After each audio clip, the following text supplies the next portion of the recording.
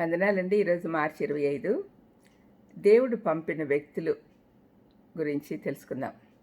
యోహాను 1:6లో దేవుని యొద్ద నుండి పంపబడిన ఒక మనుషుడు ఉండెను, అతని పేరు యోహాను అని రాయబడింది. 2వ వచనం యోహాను 3:17 లోకము తన కుమారుని ద్వారా రక్షణ పొందుటకే గాని లోకానికి తీర్పు తీర్చుటకు దేవుడు ఆయన లోకంలోకి పంపలేదు. ఈ వచనాలలో మనము దేవుడు పంపిన ఇరువురిని చూస్తూ ఉన్నాం.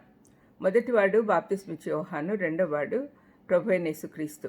వీరిరువురిలో ఉండే ఒక సాధారణ లక్షణం ఏంటంటే ఇరువురు దేవునితో పంపించబడిన వారు, దేవుని ప్రణాళికలో ఉన్నారు. యేసుప్రభు ఈ లోకానికి రాకముందే ఆయన మార్గం సరళం చేయుటకై తండ్రి అయిన దేవుడు యోహాన్ను పంపాడు. తానెందు నిమిత్తం ఈ లోకంలోకి వచ్చాడో తెలుసుకున్న యోహాను తనకు అప్పగించిన పనిని మాత్రమే చేసి ముగించి వెళ్ళిపోయాడు. యేసుప్రభు కూడా అంతే కదా. చిన్నతనం నుండే తన గమ్యం తనకు తెలుసు.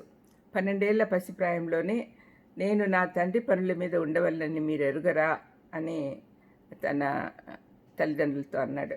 యోహాను లూకా 2:49 చూడగలం. యోహాను 17:4 చేయుటకు నువ్వు నాకు ఇచ్చిన పని నేను సంపూర్ణంగా నెరవేర్చి భూమి మీద నిన్ను మహింపరిచితిని అని తండ్రితో చెప్పాడు. ప్రతి ఒక్కరి పట్ల దేవుని ఉద్దేశాలు ఉన్నాయి. పంపిన వాడి ఉద్దేశం నెరవేర్చాలి. మన జీవితంలో దేవుని ప్రణాళిక ఏంటో తెలుసుకొని దాన్ని ప్రకారము చేయాలి. దేవుడు తాను పంపిన వారికి అవసరమైనవన్నీ సమకూరుస్తాడు. ఏమిస్తాడో చూద్దాం. మొదటిది, ఆయన విడువడు ఎడబాయడు.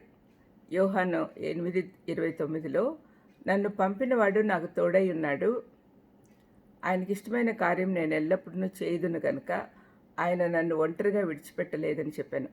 యేసుప్రభు చెప్పిన మాటలు ఇవి. రెండవది, యోహాను 3:34 దేవుడు తాను పంపిన వానికి కొలత లేకుండా ఆత్మను అనుగ్రహించును గనుక ఆయన దేవుని మాటలే పలుకును అని వ్రాయబడింది. ఆయన ఎందుకొరకు పంపాడో ఆ పని చేయుటకై పరిశుద్ధాత్మ శక్తి అవసరం కనుక దేవుడే సమృద్ధిగా ఇస్తాడు. మూడవది, యోహాను 11:41-42 యేసుప్రభు ప్రార్థించినప్పుడు వెంటనే దేవుడు విని నెరవేర్చాడు. నువ్వు నన్ను పంపితివని చుట్టూ నిలిచి ఉన్న ఈ జనసమూహం నమ్మునట్లు వారి నిమిత్తమై ఈ మాట చెప్పి తిని అని అందరూ వినేటట్టుగా యేసయ్య ప్రార్థించాడు. నాలుగవది, ఏం మాట్లాడాలో కూడా దేవుడు బోధిస్తాడు. యోహాను 12:49 నా అంతటా నేనే మాట్లాడలేదు, నేను ఏమనవలనో ఏం మాట్లాడవలనో దాని గురించి నన్ను పంపిన తండ్రియే నాకు ఆజ్ఞ ఇచ్చి ఉన్నాడు అన్నాడు. ఐదవది, మహిమ ఇచ్చాడు. మరి పంపబడిన వారు ఏం చేస్తారో కూడా మనం చూద్దాం. దేవుణ్ణి ఎరుగుదురు.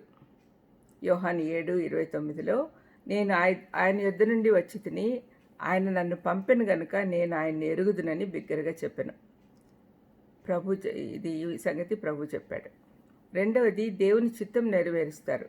యోహాను 6:38 నా ఇష్టమును నెరవేర్చుటకు నేను రాలేదు, నన్ను పంపిన వాని చిత్తం నెరవేర్చుటకే పరలోకం నుండి దిగి వచ్చి తిని అన్నాడు. మూడవది, సాక్షులుగా ఉంటారు. యోహాను 1:7 యోహాను వెలుగును గురించి సాక్ష్యం ఇచ్చుటకు వచ్చాడు అని రాయబడింది. ప్రార్థన చేసుకుందాం. దయామేడ యేసునాయనా, మీరు పంపిన వాళ్ళని మీరు స్పెషల్గా చూసుకుంటారు, కావలసినవన్నీ ఇస్తారు. మరి ఎన్నుకున్న మమ్మల్ని కూడా అదేవిధంగా చూస్తున్నందుకు మీకు వేలాది వందనములు తండ్రి. మాకు ఇచ్చిన సమస్తము మీ రాజ్య స్థాపన కోసం వాడేదానికి సహాయం చేయమని యేసుక్రీస్తు నామమున వేడుకొంచున్నాను తండ్రి.